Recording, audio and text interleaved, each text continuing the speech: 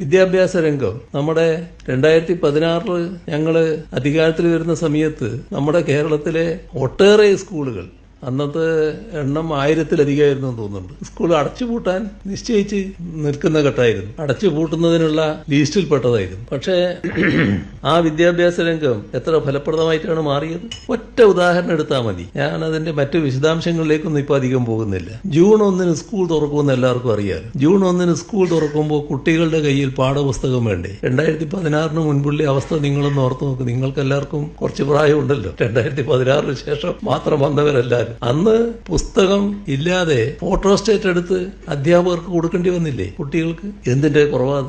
ഏതിന്റെ ഭാഗമാണ്? അപ്പോൾ കൃത്യമായൊരു പ്ലാനിങ് ഇല്ലാത്തതിന്റെ ഭാഗമായിട്ടല്ലേ? ആ രംഗത്തെ അവഗണിച്ചതിന്റെ ഭാഗമായിട്ടല്ലേ? എന്നാൽ അതിനുശേഷമുള്ള സ്ഥിതി എന്താണ്? ഇപ്പോ നേരത്തെ തന്നെ പുസ്തകങ്ങൾ കുട്ടികളുടെ കയ്യിൽ കിട്ടുകയല്ലേ? ഇതൊക്കെ ചെറിയ ചെറിയ കാര്യങ്ങളാണ്. അപ്പോൾ ഇങ്ങനെയുള്ള ആളുകളുടെ അനുഭവത്തിലുള്ള ഒട്ടേറെ മാറ്റങ്ങൾ, ആ മാറ്റങ്ങളുടെ ഭാഗമായിട്ടാണ് സംസ്ഥാനം എങ്ങനെ പോകണം എന്ന് ജനങ്ങൾ തീരുമാനിക്കുക. അതാണ് ഞങ്ങൾക്ക് നൽകുന്ന ശുഭപ്രതീക്ഷ.